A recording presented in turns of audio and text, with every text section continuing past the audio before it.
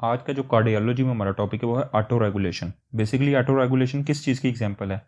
ये एग्जांपल है local control की, एग्जांपल ऑफ लोकल कंट्रोल। इस चीज़ का मकसद क्या है? देखें, हाउ ब्लड फ्लो, एक ऑर्गन है आपके पास, फॉर एग्जांपल किडनी है, वो 80 टू लेके 200 मिलीमीटर मर्क्यूरी तक खुद ब्लड प्रेशर कंट्रोल करती है। इसको बोलते हैं ऑटो रेगुलेशन। यानी how blood flow to organ remain constant, यानी जो ब्लड फ्लो है वो ऑर्गन की तरफ एक हद तक, एक परफ्यूजन प्रेशर तक कांस्टेंट रहता है, यानी ऑर्गन उसे खुद कंट्रोल कर रहा होता है। 80 to 200 millimetre mercury for example kidney की सैंपल है। तो ऑटो रेगुलेशन का मतलब देखें, ऑटो मतलब खुद, रेगुलेशन खुद रेगुलेशन हो रही होती है। देखें, blood flow to organ remain constant रहता है एक wide range of perfusion pressure तक, यानी एक परफ्यूजन प्रेशर तक खुद ऑर्गन इस ब्लड प्रेशर को कंट्रोल कर रहा होता है। एग्जाम्पल किस चीज़ हैं? किडनी। आपको पता है किडनी में क्या होती है? दो थ्योरीज होती हैं। नंबर 1 मायोजेनिक थ्योरी, और दूसरी आपको पता कौन सी होती है, जो हम अभी इसी टॉपिक में डिस्कस करेंगे, जिसे ट्यूबलोग्लोमेरुलर फीडबैक भी कह सकते हैं और मेटाबॉलिक हाइपोथेसिस भी कह सकते हैं। तो मायोजेनिक हाइपोथेसिस और मेटाबॉलिक हाइपोथेसिस ये किडनी की दो एग्जाम्पल हैं, जिसकी वजह से किडनी की कितने प्रेशर तक ब्लड फ्लो को कंट्रोल करती है? 80 से लेकर 200 मिलीमीटर मर्करी तक। सबसे पहले हम ऑटो रेगुलेशन की एग्जांपल कौन सी है? कौन कौन से 3 ऑर्गन जो ऑटो रेगुलेशन को शो करते हैं? नंबर 1 सबसे पहले आप हमारे पास हार्ट है, ऑटो रेगुलेशन को शो करता है। दूसरा हमारे पास ब्रेन है। थर्ड हमारे पास क्या है? किडनी। ये 3 ऑर्गन है जो ऑटो रेगुलेशन को शो करते हैं। एग्जाम्पल आपके पास आ गया हार्ट। फॉर एग्जाम्पल हम लेते हैं ऑटो रेगुलेशन की हार्ट। अगर हार्ट की तरफ परफ्यूजन प्रेशर क्या हो जाए? डिक्रीज हो जाए। अगर हार्ट की तरफ हम क्या करें? परफ्यूजन प्रेशर डिक्रीज हो जाए तो हार्ट क्या करेगा? परफ्यूजन प्रेशर हार्ट की तरफ डिक्रीज कर देते हैं, जिसकी वजह से जो आर्ट्रियोल्स होती हैं, आर्ट्रियोल्स की वेजोडाइलेशन हो जाती है। आर्ट्रियोल्स की वेजोडाइलेशन होने का मतलब क्या है? आपकी टोटल पेल्विक रेजिस्टेंस डिक्रीज हो जाएगी, जिसकी वजह से जो हार्ट की तरफ है ज़्यादा से ज़्यादा ब्लड जाएगा। तो इसी तरह ये हार्ट अपना कंट्रोल कर रहा होता है ब्लड फ्लो को कुछ एक परफ्यूजन प्रेशर की हद तक। तो ब्लड फ्लो रिमेन कांस्टेंट रहेगा आर्टियोल की रेजिस्टेंस कम होने की वजह से, क्योंकि आर्टियोल्स वेजोडाइलेशन हो जाती है आर्टियोल्स की। ये थी एक एग्जांपल।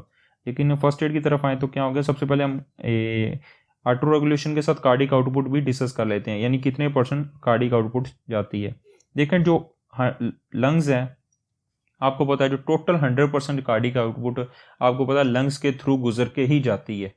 ये एमसीक्यूज भी आता है कि कार्डिक आउटपुट 100% जो होती है वो लंग्स के थ्रू मूव करती है, क्योंकि जितना भी ब्लड है आपका फिल्टर होकर ही जाना है ना आपके हार्ट के अंदर। तो तमाम ब्लड आपके लंग्स से गुजर के ही जाता है।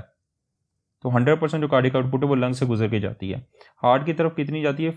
5%, यानी क्रोनरी जो कार्डिक आउटपुट होती है उसका 5% हार्ट की तरफ जाता है, और इसका 15% ब्रेन की तरफ जाता है, और 25% किडनी की तरफ जाता है। जबकि स्केलेटल मसल की बात करें तो 20% स्केलेटल मसल की तरफ जाता है, और स्किन की तरफ सिर्फ 5% जाता है। अब लंग्स की तरफ बात करें तो लंग्स में आया हुआ है हाइपोक्सिया। आपको पता है हाइपोक्सिया बॉडी में कहीं पे भी हो रहा हो तो वहाँ पे क्या करवाता है? वेजोडाइलेशन करवाता है। लेकिन लंग्स एक वाहिद ऑर्गन है जहाँ पे हाइपोक्सिया होता है, वो वेजोकंस्ट्रिक्शन करवाता है। ये भी आपका एमसीक्यूज है। वो एमसीक्यूज पूछते हैं कि लंग्स में हाइपोक्सिया हो जाता है तो क्या होगा? वेजोकंस्ट्रिक्शन होगी क्या वेजोडाइलेशन होगी? अगर लंग्स में हो रहा है हाइपोक्सिया तो वेजोकंस्ट्रिक्शन होगी। अगर किसी और जगह पे जितने भी ऑर्गन्स हैं उनके जगह हाइपोक्सिया हो रहा है तो क्या होगा? वेजोडाइलेशन होगी। अगर दूसरे ऑर्गन्स हैं वहाँ पे हाइपोक्सिया हो रहा है तो क्या होगी? वेजोडाइलेशन होगी। अब बेसिकली लंग्स में हाइपोक्सिया वेजोकंस्ट्रिक्शन कैसे करवा लेता है? जो पल्मोनरी वेस्कुलेचर वो यूनिक है। The pulmonary vasculature unique in the alveolar hypoxia. Pulmonary जो वेस्कुलेचर है वो यूनिक है एल्वुलर हाइपोक्सिया, क्योंकि वहां पे क्या करवाता है? ये वेजोकंस्ट्रिक्शन करवा देता है। कॉज वेजोकंस्ट्रिक्शन सो दैट सिर्फ जो वेल वेंटिलेटेड एरियाज होते हैं वही परफ्यूज हो रहे होते हैं, और दूसरे ऑर्गन जहां पे हाइपोक्सिया हो वो क्या करवाता है? वो वेजोडाइलेशन करवाता है। फर्स्ट हमारा क्लियर हो गया। सेकंड हमारे पास क्या है? हार्ट। हार्ट में कौन से ऐसे लोकल मेटाबोलाइट्स हैं जो यूज़ होते हैं वो वेजोडाइलेशन करवा लेते हैं।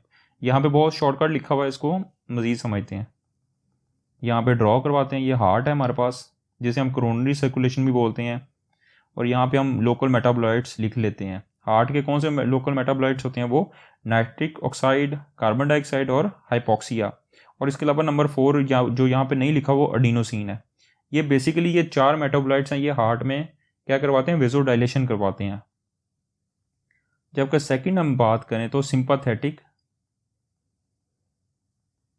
कंट्रोल्स की, हार्ट की सिंपैथेटिक कंट्रोल कैसे हो रहा होता है। नंबर 3 पे हम लिख लेते हैं जो मैकेनिकल वेंटिलेशन, जो मैकेनिकल इफेक्ट्स क्या होते हैं। देखें लोकल मेटाबोलाइट्स है हार्ट में, जो नाइट्रिक ऑक्साइड है, कार्बन डाइऑक्साइड है, हाइपोक्सिया और एडिनोसिन है, ये क्या है, मोर इंपॉर्टेंट है क्योंकि ये बेसिकली वेजोडाइलेशन करवा रहे होते हैं। जो सिंपैथेटिक कंट्रोल होता है वो हार्ट का लीस्ट इंपॉर्टेंट होता है। ऑटो रेगुलेशन में बेसिकली क्या होता है, लीस्ट। जबकि नेक्स्ट जो क्वेश्चन आता है जो मैकेनिकल होता है, मैकेनिकल कंप्रेशन हार्ट में क्या करवाती है, ड्यूरिंग सिस्टोल हो रही होती है। मैकेनिकल कंप्रेशन ड्यूरिंग सिस्टोल होती है, ये भी एमसीक्यूज है आपका। अब यहाँ पे आए तो लिखा हुआ है जी, हार्ट के मेटाबोलाइट्स उन्होंने वेजोडाइलेशन जो करवाते हैं, नाइट्रिक ऑक्साइड है, कार्बन डाइऑक्साइड और हाइपोक्सिया। नंबर 3 पे हमारे पास ब्रेन है। Brain total cardiac output brain की तरफ 15% जा रही होती है, तो इसमें लोकल मेटाबोलाइट्स कौन से, कार्बन डाइऑक्साइड और पीएच है। तो यहाँ पे हम इसको देख लेते हैं। सेकंड पे हमारे पास ब्रेन है। ब्रेन में कार्बन डाइऑक्साइड और हाइड्रोजन आयन है जो पीएच कंट्रोल कर रहे होते हैं। ये बेसिकली क्या लोकल मेटाबोलाइट्स हैं, ये ब्रेन में वेजोडाइलेशन करवाते हैं, ये इंपॉर्टेंट मैकेनिज्म है। जबकि सिंपैथेटिक कंट्रोल की तरफ आए तो क्या होगा, ये लीस्ट इंपॉर्टेंट है, लाइक हार्ट की तरह। और इसका जो एमसीक्यूज आता है वो क्या होता है, अगर इंट्राक्रैनियल प्रेशर ज़्यादा हो रहा है तो जो ब्रेन की तरफ फ्लो होगा वो क्या होगा, कम हो जाएगा। डिक्रीज सेरेब्रल फ्लो, इंक्रीज अगर इंट्राक्रैनियल प्रेशर हम ज़्यादा कर रहे हैं जिसकी वजह से जो सेरेब्रल ब्लड फ्लो है वो डिक्रीज हो जाएगा। जब ये किडनी की बात है, किडनी का हम लास्ट में डिस्कस करेंगे इसी वीडियो के अंदर। इसके अंदर हम थ्योरी है हम लास्ट पे डिस्कस करेंगे।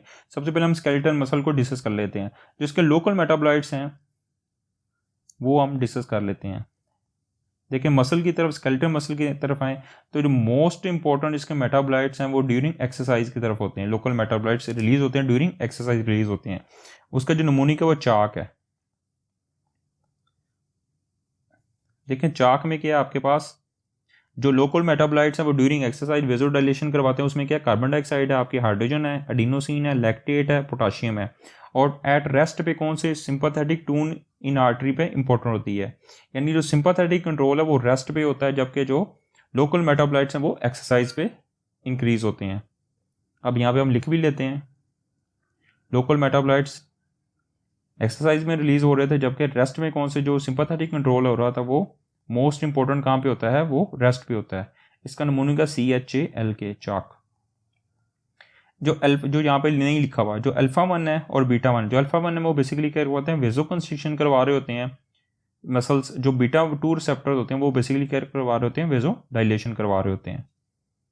और जो मस्कुलर है, अगर मस्कुलर एक्टिविटी क्या करवाती है, डिक्रीज कर देती है, ब्लड फ्लो को डिक्रीज कर देती है, लेकिन टेम्पोरेरी ब्लड फ्लो को डिक्रीज करती है। Muscular activity decrease blood flow, temporary blood flow को डिक्रीज करती है। और नेक्स्ट हमारे पास आ गया स्किन।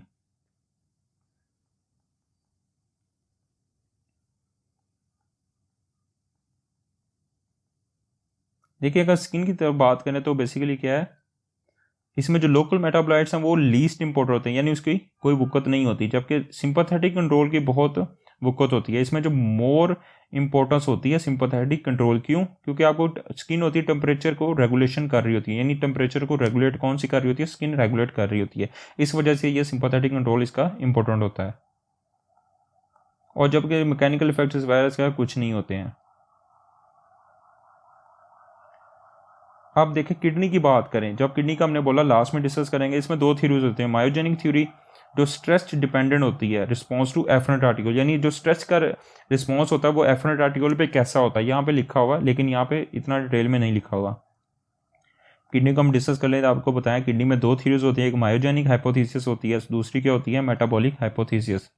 सबसे पहले हम यहाँ पे डिस्कस करते हैं मायोजेनिक हाइपोथेसिस।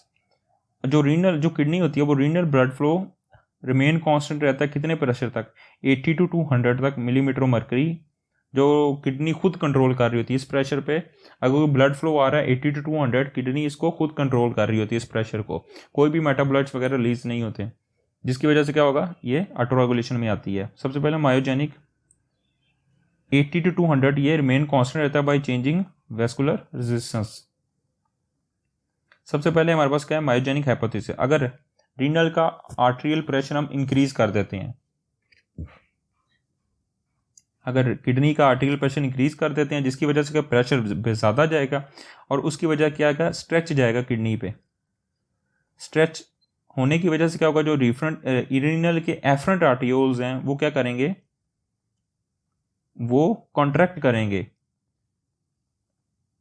स्ट्रेच को देकर कॉन्ट्रैक्ट करेंगे। हमने ये बात की, अगर रीनल का आर्टियल प्रेशर ज़्यादा कर देंगे जिसकी वजह से स्ट्रेच ज़्यादा आएगा, स्ट्रेच ज़्यादा होने की वजह जो रीनल के एफरेंट आर्टियोल्स हैं वो कॉन्ट्रैक्ट करेंगे इन रिस्पॉन्स टू स्ट्रेच, और उसकी वजह से क्या होगा, वो इंक्रीज रेजिस्टेंस करेंगे, increase resistance to maintain constant blood flow, यानी अपनी वो रेजिस्टेंस बढ़ा देंगे जिसकी वजह से वो ब्लड फ्लो को कांस्टेंट कर दें।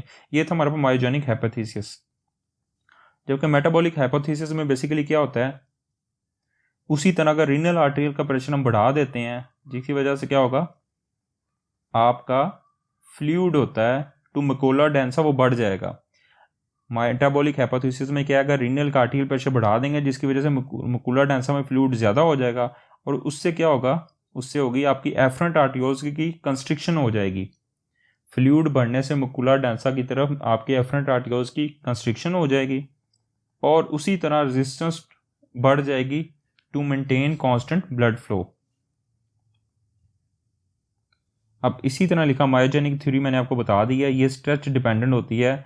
अगर स्ट्रेच बढ़ा दें यानी रीनल आर्टियल प्रेशर बढ़ा दें तो क्या होगा, आपका स्ट्रेच बढ़ जाएगा और एफरेंट आर्टियोल्स आपके क्या करवा देंगे, वहाँ पे एफरेंट आर्टियोल्स आपके कंट्रैक्ट करेंगे ताकि वो रेजिस्टेंस बढ़ा देंगे ताकि कांस्टेंट ब्लड फ्लो को मेंटेन किया जा सके। दूसरी आपकी ट्यूबुलर ग्लोमेरुलर फीडबैक आपको मैंने बता दी है।